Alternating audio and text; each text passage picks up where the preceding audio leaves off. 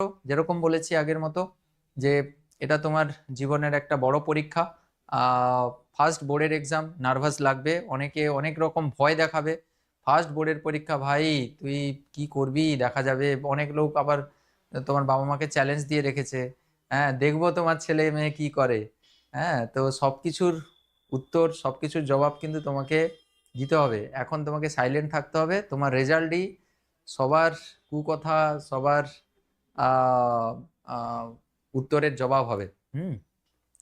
যারা তোমার বাবা মাকে ছোট করে, যারা তোমাকে ছোট উম, করে দেখে, হ্যাঁ তাদের সবার উত্তর একটাই, সেটা হচ্ছে তোমার রেজাল্ট। এটাই হচ্ছে তোমার কাছে এখন অস্ত্র।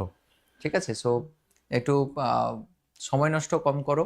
হ্যাঁ, মোবাইল টোবাইল কম ঘাঁটো। এই ক্লাস শেষ হয়ে গেল, তারপরে আর এখন যেন মোবাইল না ঘাঁটো। ঠিক আছে? আর একটা রুটিন মেনটেন করে পড়াশোনা করো, দেখবে সুন্দর করে পড়াশোনা হবে। ঠিক আছে? রেজাল্ট কিন্তু করতে হবে। রেজাল্ট ভালো করলে আমি এখানে ডাকবো, বঙ্গশ্রীতে ডাকবো। তোমাদের ইন্টারভিউ হবে, তোমাদের গিফট দেবো, তোমাদের সঙ্গে কথাবার্তা হবে, ছবি তোলা হবে, সমস্ত কিছু হবে। কিন্তু তার আগে রেজাল্ট ভালো করে করতে হবে। ভালো তো, রেজাল্ট ভালো করলে তোমার যেরকম আনন্দ হবে, তোমার মা বাবারও তো সেরকম আনন্দ হবে, তাই না? কে না চায় বলো? কোন বাবা মা চায় না যে তার ছেলে মেয়ে ভালো রেজাল্ট করুক? হ্যাঁ, সবাই চায়।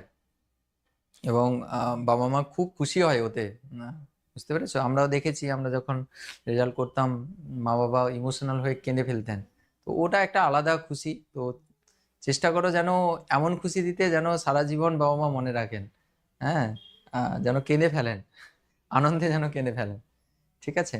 মন দিয়ে পড়াশুনো করো, একটু সিরিয়াস থাকো, দেখবে রেজাল্ট এমনি চলে মানে রেজাল্ট ঠিক চলে আসবে। রেজাল্ট নিয়ে তোমাকে চিন্তা করতে হবে না। পড়াশুনো করো, হার্ডওয়ার্ক করো, রেজাল্ট নিয়ে তোমাকে ভাবতে হবে না কি হবে না হবে, কি পরীক্ষায় কোশ্চেন আসবে কি না আসবে। ওগুলো নিয়ে তোমাকে বেশি চাপ নিতে হবে না। হ্যাঁ, ভগবান শ্রীকৃষ্ণ গীতায় বলেছেন যে কর্ম করতে যাও, ফল কি চিন্তা মত করো।